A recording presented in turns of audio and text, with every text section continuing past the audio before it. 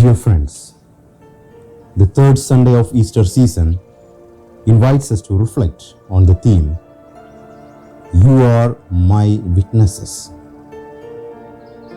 First and foremost, who is a witness?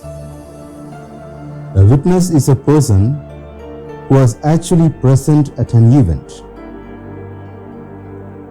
and be able to describe it as it happened. Usually this term is used to indicate a person who gives evidence under oath in a law court. Jesus said to his disciples, "You are witnesses of these things." They are asked to be the witnesses of those things which they had seen with their eyes, heard with their ears, and experienced with their hearts of Jesus their Master. During those 3 years which they spent with him, they had seen him performing many miracles and wonders. They had noticed great authority in his teaching and tremendous power in his proclamation of God's kingdom. When they saw great crowds flocking to him and his popularity surpassing even that of John the Baptist, they were really proud of their master and happy to be in his company. About these good things, they could be happy witnesses. But what about those tragic, most unexpected and humiliating things which they had seen in their master's life a couple of days back? His arrest, trial, crucifixion, death and burial in a borrowed tomb. They were too ashamed and afraid to tell of those things to anyone. They were hopeless and helpless. They wished to remain alone to lick their own bleeding wounds. They wished to keep that book closed forever. Then came some strange news. The news began to spread that he had risen from the dead. They had heard him saying he would rise again, but they began to ask themselves, is it really possible to rise from the dead? Is it not something unheard of in human history?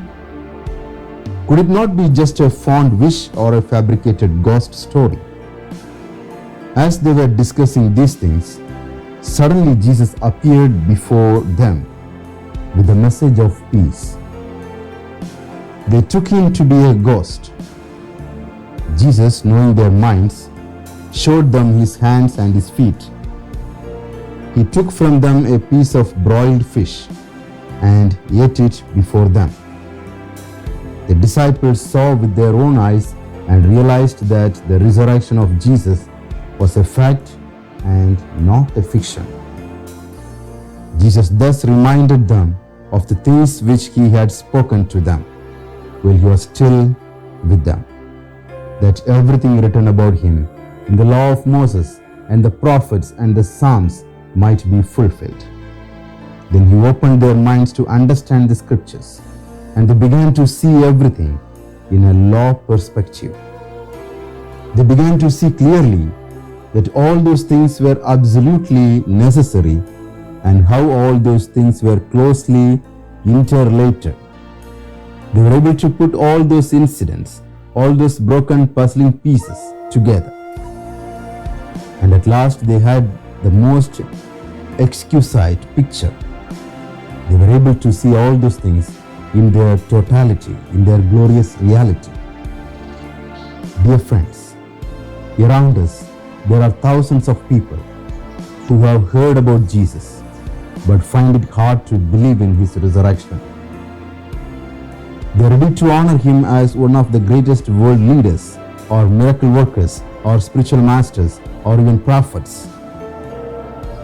They believe that he was a historical figure who became great, did a lot of good to people, was arrested, crucified, died and buried.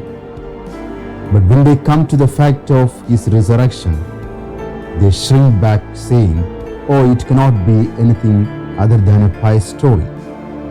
How will they come to believe that Jesus is risen?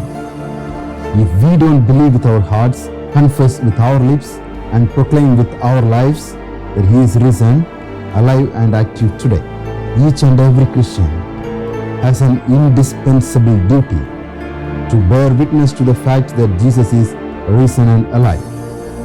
A Christian who does not bear witness to Christ is not worthy to be called a Christian at all. He is a missing Christian.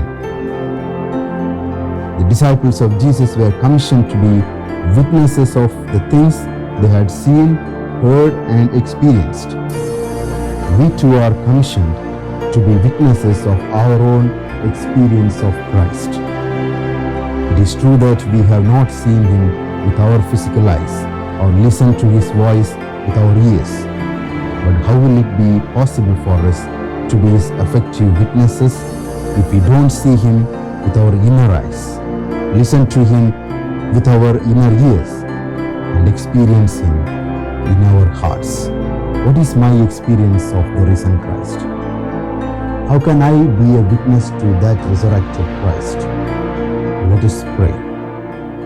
Lord, may my life be a living witness to your resurrection. Amen.